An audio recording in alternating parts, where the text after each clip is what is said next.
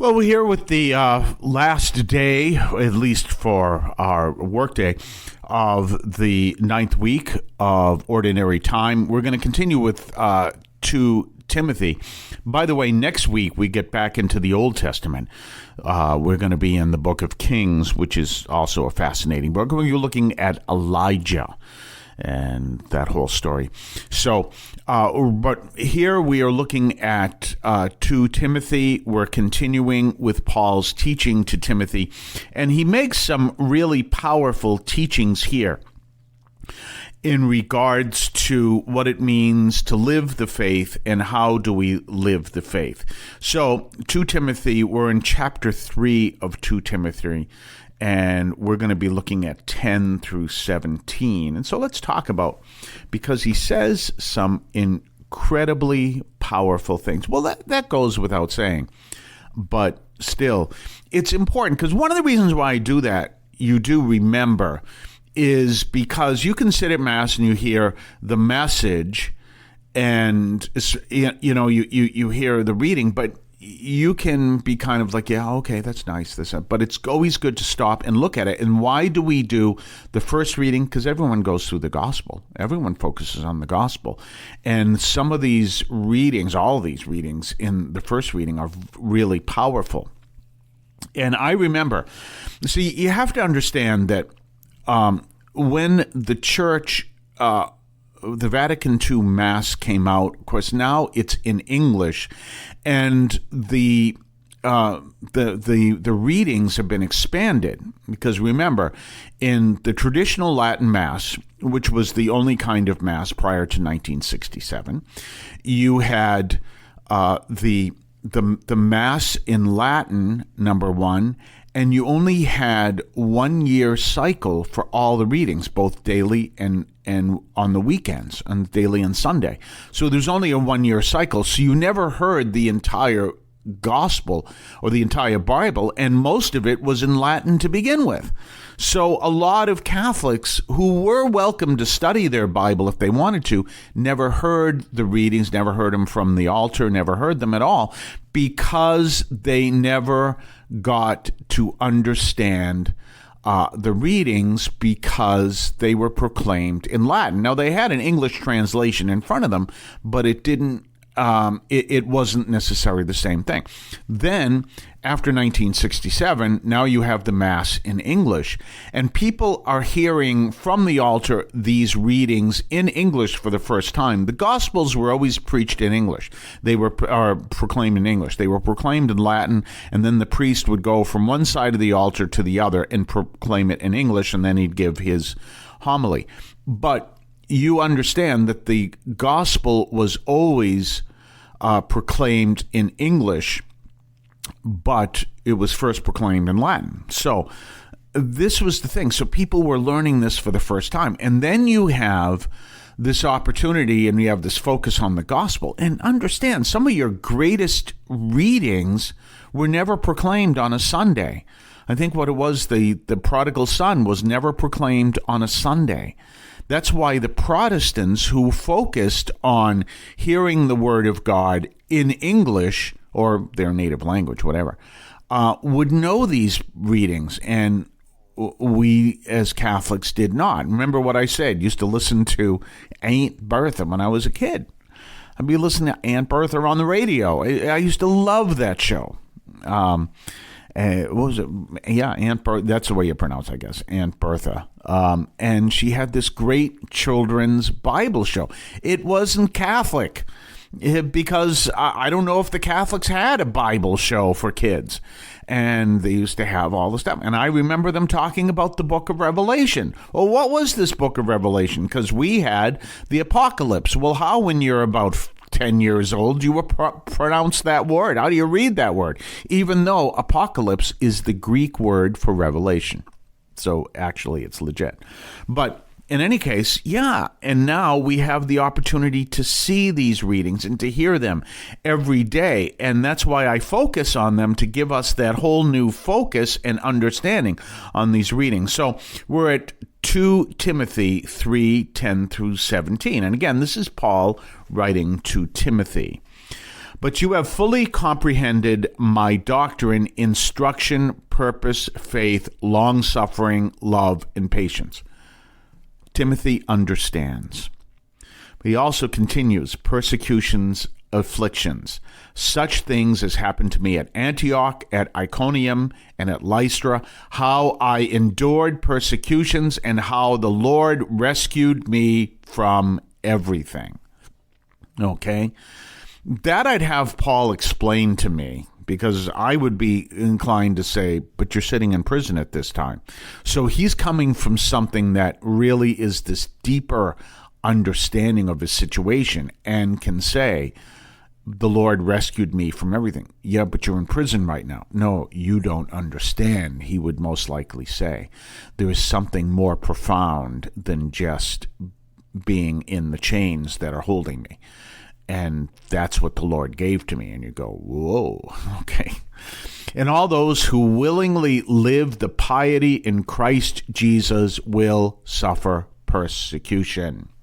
Why does the church suffer persecution? Because all those who willingly live the piety in Christ Jesus will suffer persecution. And remember, some of the people who are persecuting St. Paul were people who were doing it in the name of what they believe was serving God, which is exactly what Jesus said would happen. He's being persecuted by some of the faithful, the Jews faithful to the law, and also to the Gentiles faithful to their pagan religion and faithful to the emperor, and they all think they're doing the right thing. But evil men and deceivers will advance in evil, erring, and sending into error. This is an important point to understand. If I talked yesterday about we don't rob banks and why we don't rob banks. But if you know someone who is doing evil things, they don't understand how destructive on all levels that is.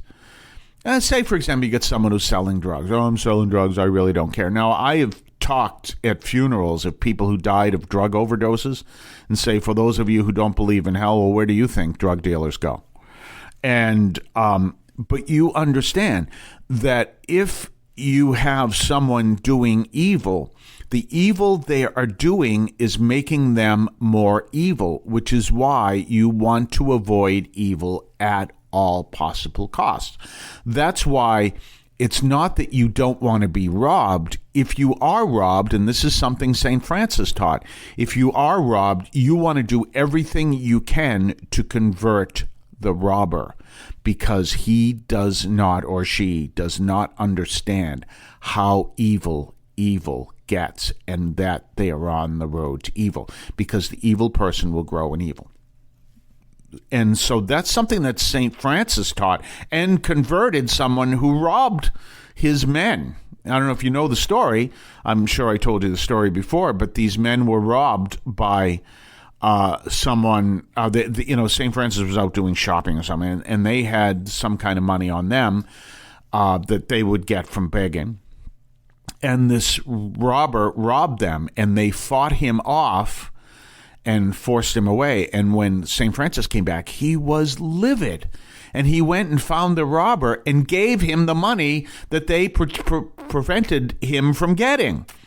And he was so shocked, he just came and converted on the spot, and he came back. And so Francis now still had the money. So he took the money and he gave it to the two guys who fought off the robber, had them put it in their mouth. And remember, as I was talking about the 16th century, this is the 13th century, which even has a less understanding of germs and infection.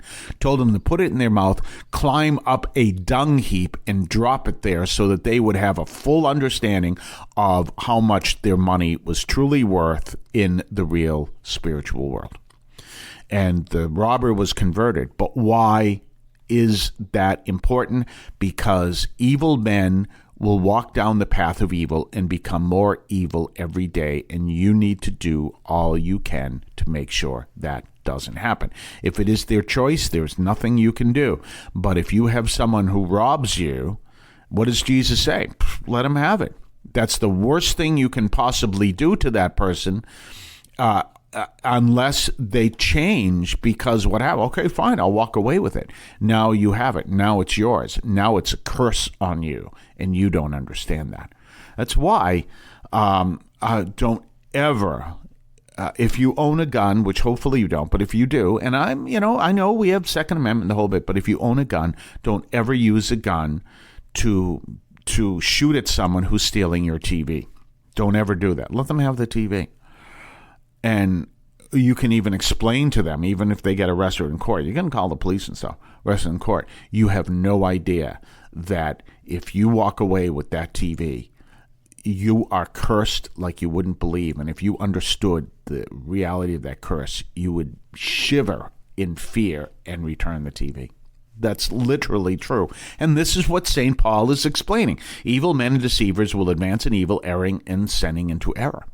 It's a horrible thing that you can think of. And this is what St. Paul is teaching to Timothy, this powerful teaching. We're going to talk more on the other side of the break. You're listening to the Catholic Audio Media Podcast. We're here every single Monday through Friday. And you can listen, you can comment, you can subscribe. Please do that. And remember, we are not connected with any other Catholic network at all. We support Catholic TV, and I am connected to Consol Nova, but that's it. Have you ever wanted to read the Bible but didn't know which readings to check out? Well, how about looking at the Church's daily readings? You can find them at the website of the United States Conference of Catholic Bishops. Just go to bible.usccb.org and click on the date that pops up on that page. There are other options on that page as well. That is bible.usccb.org, and click on the date and you will see the daily readings for your own prayer and study of the Bible. Don't forget to subscribe to us on Patreon. Patreon.com/Catholic Audio Media. Patreon.com/Catholic Audio Media. Check us out. Check what we have to offer. Previews of upcoming podcasts. Previews of upcoming columns over at catholicaudiomedia.substack.com. Your ability to comment, make suggestions, even make suggestions in upcoming programs. Check us out, patreon.com, Catholic Audio Media. We're back, and we're talking about this powerful teaching that we have from Pope Leo XIV. And he's talking again about the Catholic social doctrine. Now understand that he begins by talking about Pope Leo XIII, the penultimate Pope Leo, and his teaching in Rerum Novarum, which is the beginning of the Church's social doctrine. And then throughout the 20th century, the Church had a profound understanding of it, and it continues. So here he says this important thing about social doctrine. The principles that guide the interpretation of events and sustain an evangelical understanding of historical processes and the choices these entail belong to a different order. Now, by that, he's saying that we understand that what we have to offer arises from faith and a corresponding vision of reality. It does not amount to a repertoire of technical solutions or economic or political models to be sent against others. In other words, there's all these different competing visions that we're called to bring together, not have them fighting each other. Okay. And then he continues, herein lies the proper function of social doctrine, which does not claim to supplant the responsibilities of politics or institutions, but offers itself as a foundation for collective discernment, helping to recognize and promote whatever serves the dignity of persons, the vitality of communities, and the common good. Social doctrine is there to help people make political, economic, scientific, social policies that serve the dignity of persons, the vitality of communities, and the common good. Let me give you a great example of this, at least in my mind. Why do we have illegal immigration? We have illegal immigration because we have policies and laws in other parts of, well, we can say in the Americas, that cause the very, very rich and the very, very poor to exist with nothing in between. And the very, very rich and the very, very poor have different needs and different elements that society will favor one over the other. And that is not the will of God. So you understand that. So we see. Now, I was listening to National Public Radio the other day, and I listen to all kinds of things. Oh, there we go. I was listening to National Public Radio. Well, I also listen to all kinds of sources, from talk radio to things I read in different languages and everything else. So you understand that I listen to everything. I just happened to be listening to National Public Radio. It was WGBH, which is the local NPR, one of the local NPR stations. I used to basically work for another one, which is WUMB, and there's a third one, at least. There might be, I think there's only three, which is WBUR. But in any case, listening to WGBH, and they had this article about people upset that they're going to pave a road into the Amazon to make the Amazon more accessible by road.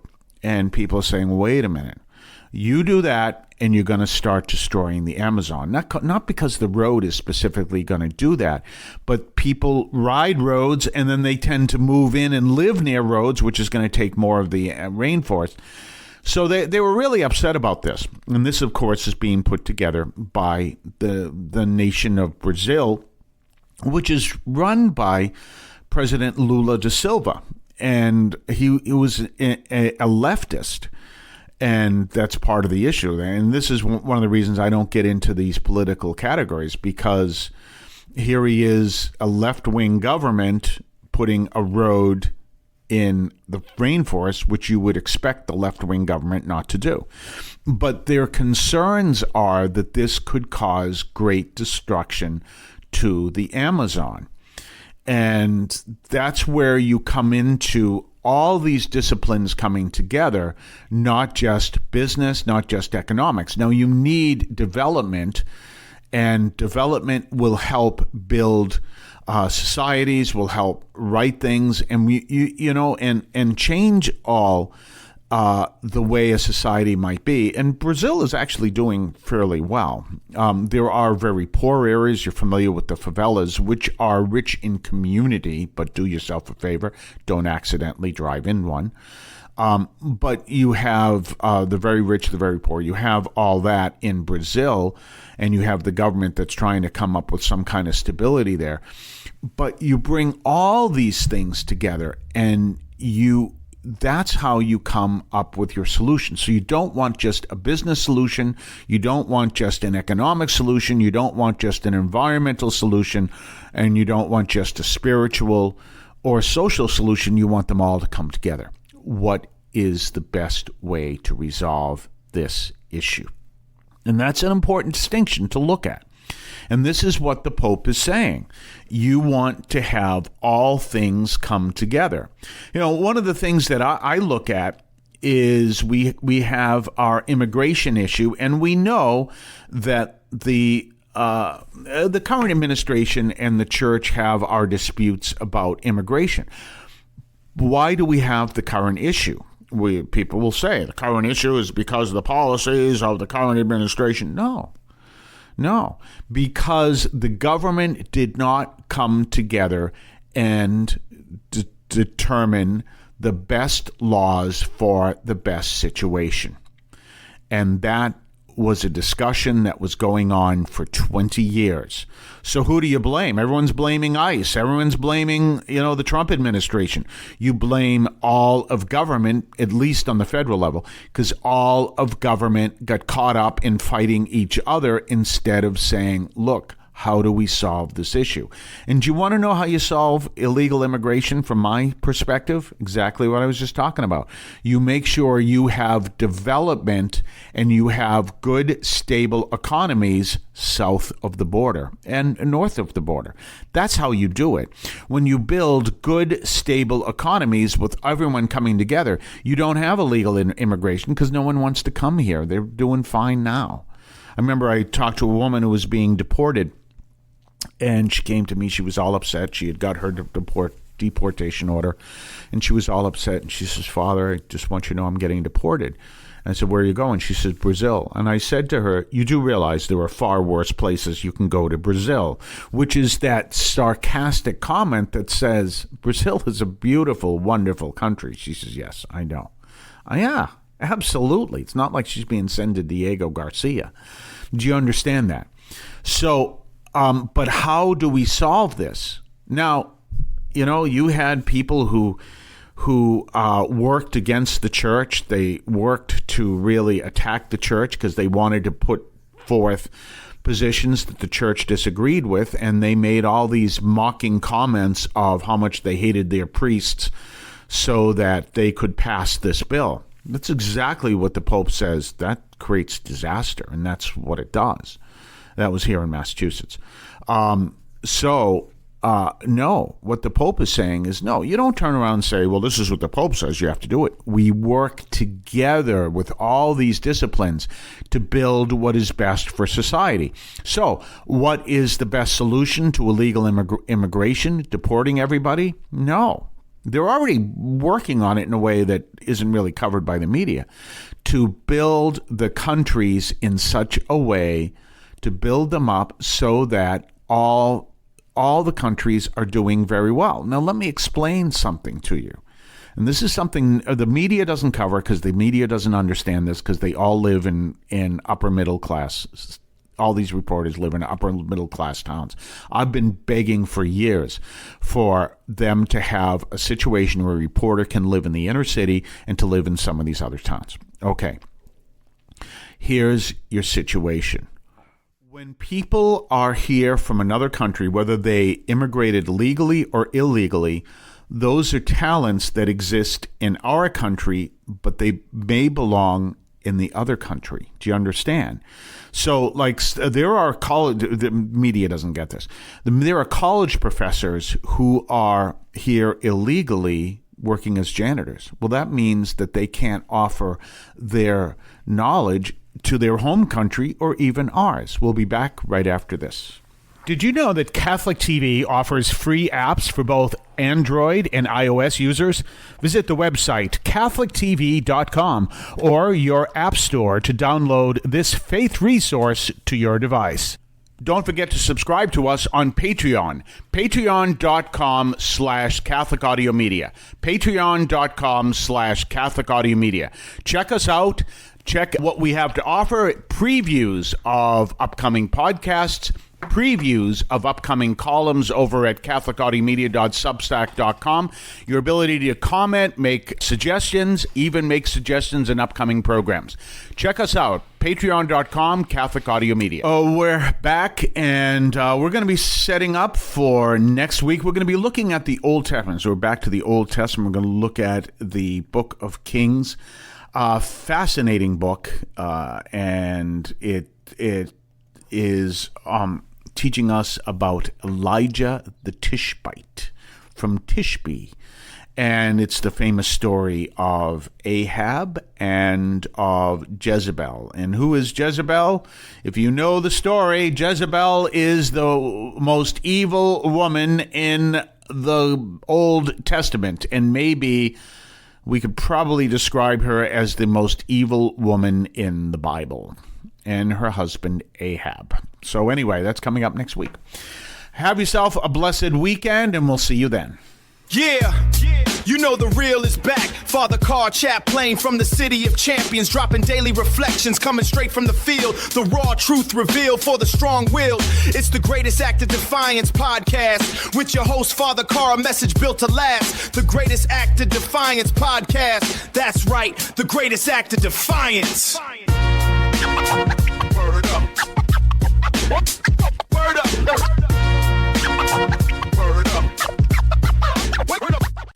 Catholic teaching in this podcast is reflected and presented as accurately as possible. The opinions expressed are those of the participants and do not necessarily reflect those of the Archdiocese of Boston or any other institution.